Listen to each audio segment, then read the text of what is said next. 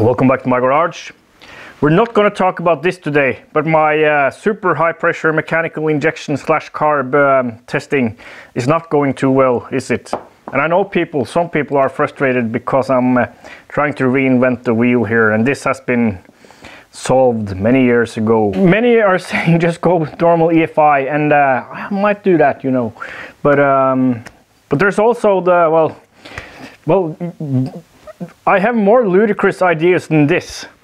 Yesterday I actually thought about maybe I could just have the injector flow kind of a lot all the time and have it angled away from the carb, just spraying out to the atmosphere, and then for low speed, low throttle openings, have the injector like mostly missing the carb, and that would actually compensate for airflow, because if it's spraying like this, the more airflow, the more fuel you get into the carb.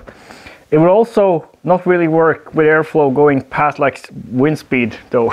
A stupid idea, I think. Well, maybe not. But I think maybe we'll try normal injection.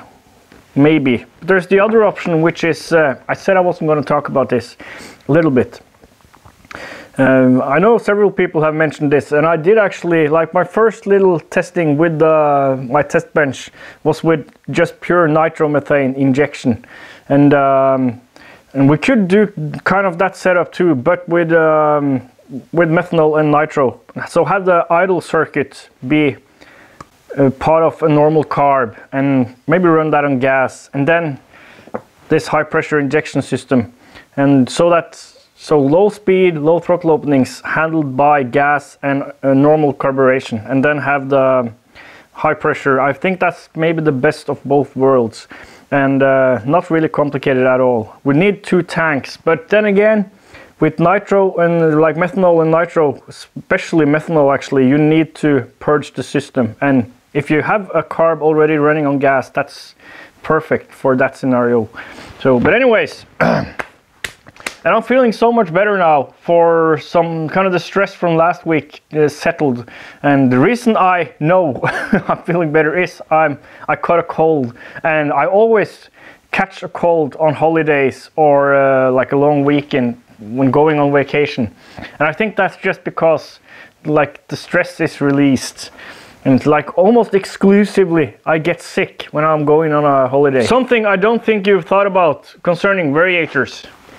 Before we clean up the table here and start talking about that, I'm hoping to be able to travel over to the United States sometime before New Year, but I might not be able to.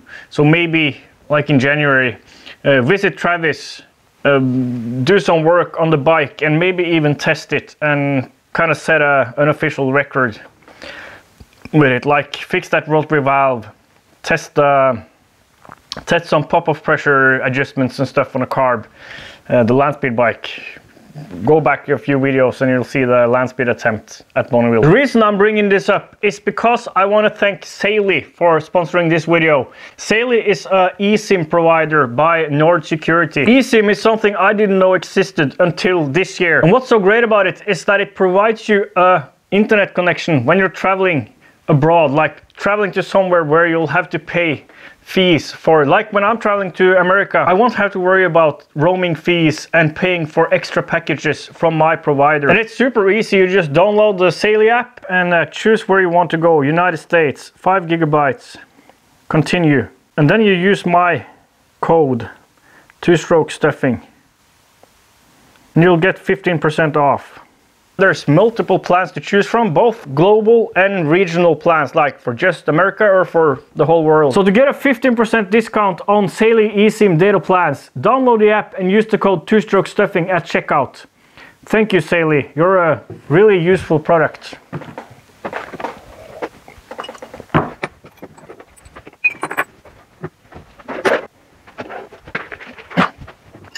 Variators. This is not going to be a how does a variator work really, but I'll give you a quick little rundown in case you're not familiar. So a variator is a continuously variable pulley. Usually there's 2 of them. One in the front, which is contracting, and then one in the back or the rear, which is expanding. Obviously there's a belt here.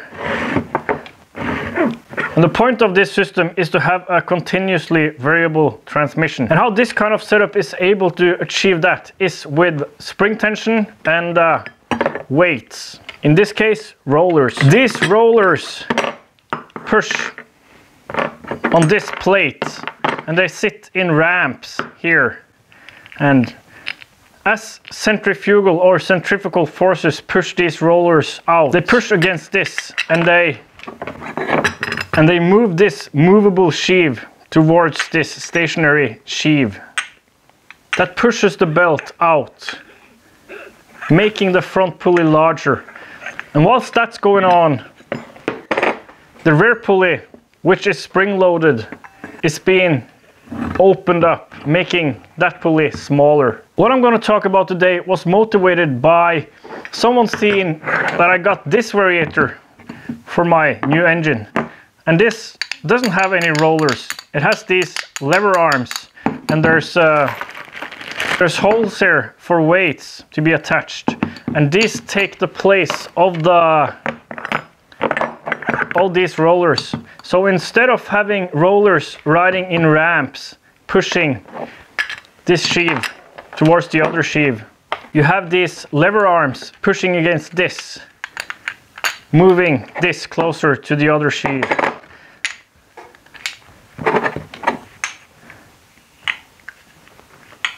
See how the lever arms are performing the action of the rollers. This is the same style as the stock SPX variator. The SPX is a French moped. Back in the day there used to be a racing series in France with single variated bikes.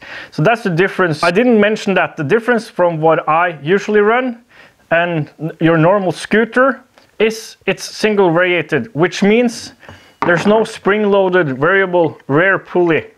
There's a fixed rear pulley and the whole engine is spring-loaded and moves. So as the belt can't get larger, when this thing expands and gets bigger, the whole engine moves towards the rear pulley.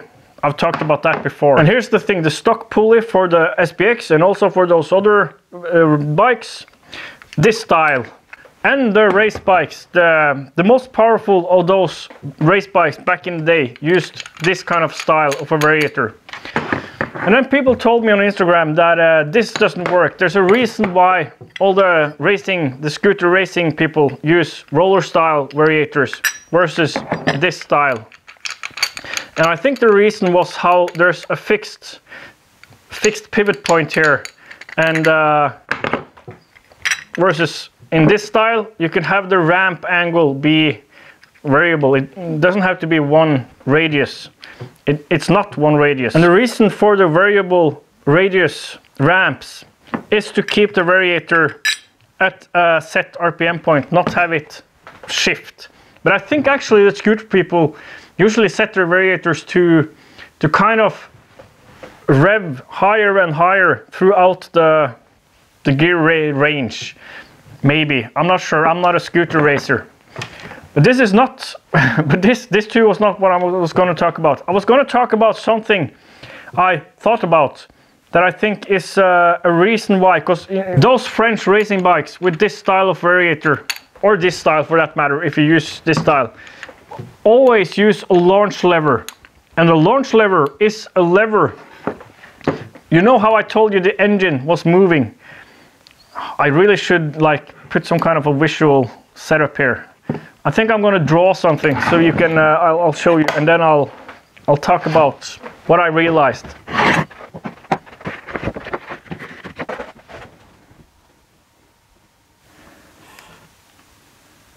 This is the variator. This part can slide. Then there's a belt here. This might look weird, but let's imagine this belt is just a wedge like this. Then there's a rod, a solid rod connected to it. And at this end, there's another wedge. But let's just say this wedge is riding in this this cradle there. And this is fixed. Fixed, can't move, can move. For the variable pulley setup and also for a fixed pulley setup, there's spring tension holding these two parts apart from each other. keeping these two apart. Static spring tension. In the variator itself, there's two opposing forces, the rollers or the lever arms. I'll call them weights. These weights are moved by centrifugal or centrifugal force. I'm not sure if that's really a force really, but RPM dependent. So the higher the RPM, the more force these apply with the same weight. So if they weigh 1 gram, there's more force applied to this sheave at 5,000 RPM versus 1,000 RPM. The opposing force, torque is trying to push that belt into the sheaves. Because this is a taper, the RPM is creating more and more force from this weight, trying to force these parts together and force this outwards, opposing the torque force. With static spring tension here and some set torque and a set weight here, there will be RPM point where the force from the torque is equalized by the force from the weights. And at this point, you'll have constant RPM. Now, a coil spring like this is not static, like it gets harder, there's more and more force as you compress it. And the same thing goes with this setup, even with like a constant radius. The faster you spin this, the higher the... It's logarithmical, it's not linear. So in my experience, actually, this counteracts perfectly. Like you saw in the land speed bike, we just sat at constant RPM all the time.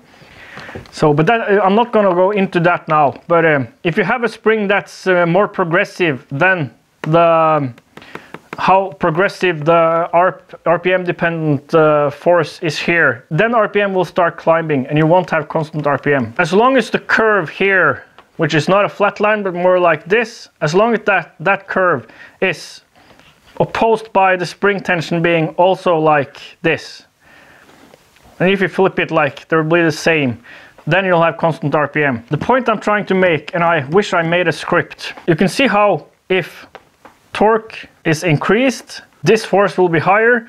Then you can see how it'll take longer or higher RPM for this force to counteract this force. And that means higher RPM. And the same thing applies the other way around, of course. If weight is increased, you'll need less RPM before this torque force is counteracted. So that's lower RPM. And now we're getting to the point I want to make, or the issue I want to shed light on. I need help from someone in the comment section with a more coherent brain to make sense of this, I think. But I think here's the point I'm trying to make. You'll have a rising and a falling torque curve in an engine. It'll start rising and then it'll start dropping off. This means there will be 2 points in this torque curve where torque is the same. 2 points, and somewhere between those 2 points you'll have peak torque, and somewhere after peak torque you'll have, somewhere maybe here or something, you'll have peak power. Just an illustration, of course torque can't continue while power is just dropped to the bottom. Can you see the problem here with a variator supposed to be sitting at a set RPM point, and the reason why there's variable ramp angle and stuff? If you try to tune your radiator to sit anywhere after torque starts dropping off, well, it'll just get stuck. Say you want your radiator to sit here. On the way there, it'll get stuck here. Unless your clutch, your rear pulley clutch, I didn't mention the clutch, but unless that clutch is tuned to grab here and no earlier, because if it grabs earlier, you'll get stuck here. So you can't have it grab at peak torque RPM or after, but not earlier. And this is something I've disregarded when acceleration isn't something I need, like in the land speed bike. But with a launch lever, you can variate the spring tension and you can counteract the force from torque and push it past this, even with the clutch grabbing early. That's the point I wanted to make. That a variator, I think the point I was trying to make here is a variator like this with lever arms and a fixed radius they swing around will work perfectly fine as long as there's some way of varying the spring tension, keeping the front pulley from expanding and making the ratio larger. A launch lever does that, adds spring tension to the spring, counteracting the variator forces. Electronical control is even better, because then you can set RPM point you want. So that's what I'm going to do with the Landspig bike. But actually, it wouldn't be necessary with the variator tuned for the right RPM and a clutch grabbing up there. But when you have an engine that should be peaking at around 18,000 RPM, you don't really want the clutch to grab up there, because it'll just burn. Add to this in the comment section, because I started out thinking this would be like an educational, well, I didn't really. I started out wanting to share a problem I can see in variators, where if you wanted to stay at a constant RPM, and that's not exactly at the torque peak, but you want it to stay at peak power, because you want it to stay at peak power, otherwise you're missing out on power. Then if your clutch grabs before the torque peak, you'll have a problem, because you won't be able to get there. As long as the clutch grabs after the torque peak, there's no problem. So this was useful for the current three racers in the single variated class. Still alive. Okay, thanks for watching. Please add to this in the comment section, and just thanks for watching. See you next time.